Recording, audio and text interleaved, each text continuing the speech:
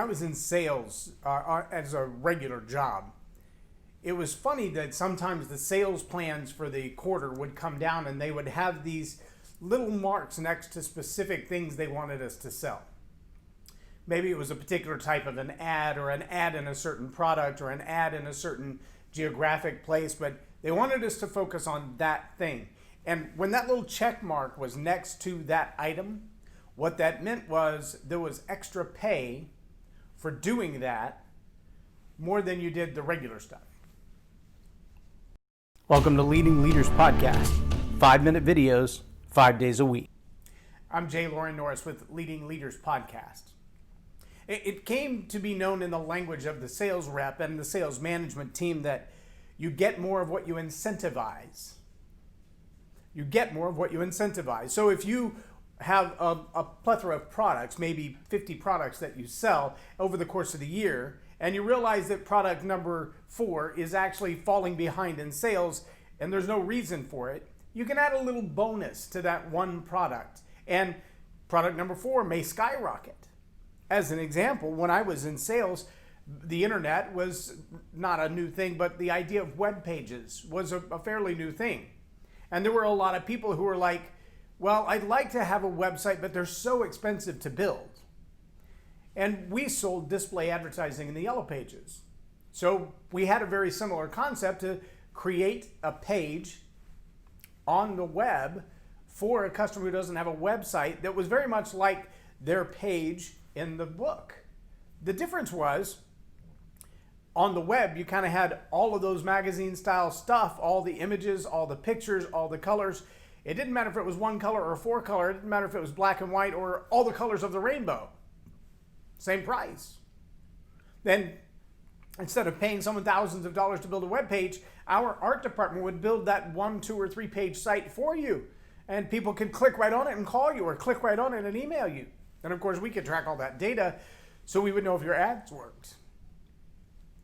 Well, they came down with the idea that in order for that product to really succeed, because it's such a small priced product, that they were going to incentivize it. And the perks of selling it, even though the price was smaller than a regular printed ad of the same size, physical size, and even though the web would reach hundreds of thousands more people in the same metropolitan area than that particular printed ad would, the profit margin was much higher.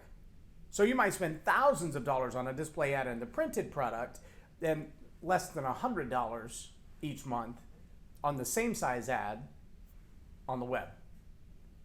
Now, with the profit margin being higher and this being our new product, the incentives came down that if you're a sales rep and you sell, every new ad that you generate for the website side gets paid $100 or more, regardless of what the cost of the ad is. Oh, hang on a minute. So if I sell 10 of those a paycheck, I just put another $1,000 on my paycheck. I mean, my customers only had to pay $50, $60 a month for it. That's a little bit of nothing compared to the thousands that I would have to close otherwise, tens of thousands of dollars in order for my commission check to go up by $1,000. But I can sell 10 of these and have another $1,000 in my pocket? Duh. Now, unfortunately, the side effects were equally as obvious, and that was, if I could make an extra $1,000 on my paycheck by selling this internet product, I wasn't as worried. Just close that like it is. I don't need to upgrade it. I don't need to resell them something else. Close it like it is. Just don't lose any money on that, because I'm making all my money over here. Are you following this picture so far? If I can make more money on unemployment than I can make in a job, why in the world would I go to work? If I can get more money for doing nothing than I can get for working my butt off, why would I do that? My boys just left for work, literally just minutes ago. And on their way out the door, they said, "See you, Dad." I said, "Wow, you're leaving like an hour early." They said, "No, our new schedule started today." They both got pay raises. They both got promotions within their job. They work in the same place. But part of that included that they work open to close every day, 7 days a week, until they are able to hire somebody else to help fill the backlog. Now, it's great that their business is booming and thriving to the degree that they're able to do that, But that's 7 days a week. That's going to wear you out pretty fast. You're going to be begging for a day off soon.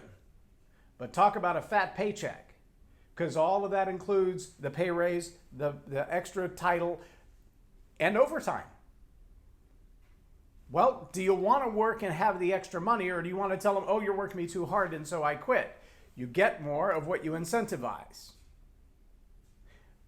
What sparked this conversation in my mind today was that I was watching a video this morning, and in the video they were talking about the number of people fleeing the state of California and where the majority of them are going. And a large proportion of the people leaving the state of California, both businesses and individuals who are leaving California, are coming to Texas. Well, Texas has been my home, born and raised in Texas. I've left for the military and other short stints, but for the most part, Texas has been my home. And I love the values of family and history, and pull yourself up, go to work, get up at 6:30 in the morning, even if you are 20 years old, and take your happy self to work and work a hard day, 10, 12 hours a day. Take a long lunch break, but put in your work, do your job, and prove yourself. That's how you get ahead. It's not fighting for a $15 minimum wage. It's not all of the burdensome regulations that keep a small business from thriving. It's having a small business that's willing to say, I'll pay you for the overtime. We let 7 people go. The company he works for left 7 people go over the last year. But those 2 boys have been promoted again and again and again and again and again. And not only with hours, but with paycheck, with opportunity, with position, with title, with education, because they're willing to show up and do the work. That's what I like about Texas. That's the way I've raised my family. And when you look at the comparison in California, one of the stats that I heard was mind-boggling. While they represent 12% of the U.S. population, if you look at the number of homeless people across the country, 49% of the homeless reside in California. Why? Well, because just about anything you could ask for as a homeless person, free food, free place to stay, tent where you want, sleep where you want, defecate where you want, those liberties, if you want to call them that, are incentivized by policies, by taxation, by restrictions or lack thereof. Now, on the other hand, if you're in business, you may have to pay taxes to 7 or 8 different little entities before you can even open your small business. The ability to thrive in a business like where my boys work, that business doesn't even make it well in California because of the way the business is regulated. That's a challenge. But if you ask yourself, why are they leaving there and coming to Texas? One of the other stats that was heard in this particular report was that to take the exact same level of income, to live in a 2-bedroom apartment, a decent one, not a nice one, just a decent one, you have to make $48 an hour. Now, I don't know about you, but most people are bouncing around that $12 to $15 an hour range, and that 25 to 30 is a stretch because now you're in the 50 grand plus and in a new tax bracket. But $48 an hour is a pretty sizable check. That's the minimum required to live in a 2-bedroom apartment just to pay the rent in many places in California. In Texas, it's about a third of that. So when people leave California with a paycheck that says, I can earn this, they come to Texas and they can buy 3 times as much. Look, it's the same in a marriage. It's the same in leadership at every level. You will always get more of what you incentivize, what you reward, what you accept. Behavior, ideas, values, ways of communication. I saw a post from a psychologist not too long ago. I think it was Dr. Michelle Bankston, and I'm not sure if it was an original, but I think what she said was, the way you allow people to treat you is training them how to treat you. Think about that for a second. If you allow your children to scream at you, if you allow your children to talk back to you, if you allow your children to defy you when you tell them to do something at 18 months or 2 years old or 3 years old or 8 years old, what do you think they're going to do at 18? When they're physically bigger, they're in the prime of their life and they're afraid of nothing. They're going to stand up to you. They're going to get in your face, and with every other position of authority. Why? Because you get more of what you accept and reward. You get less of what you will not accept or what you punish. When there's a price to be paid for bad choices, bad behavior, the bad behavior tends to come to a stop.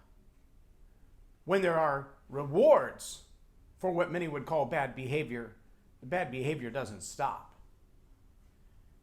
Whether you're looking at the streets of California or the classrooms across America or the halls of Congress, it is the same. It's the same in every marriage. It's the same in every job. It's the same in every military outfit. If you punish bad behavior, it stops. If you reward bad behavior, it continues and it grows. That's not hard math. That's just humanity. And that's not a statement on your social beliefs. It's not a statement on your particular behaviors. Except that it's always a fact. You will always get more of what you accept and reward. And what you don't accept and what you punish, that will eventually cease.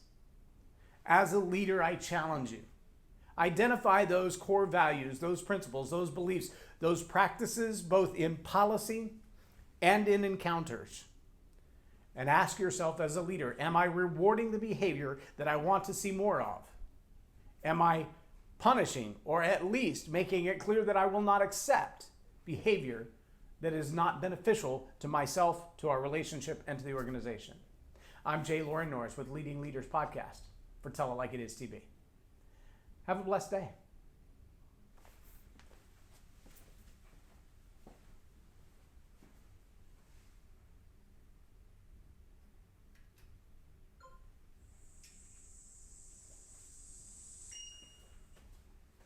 Library of leadership lessons promoting faith, family, and freedom.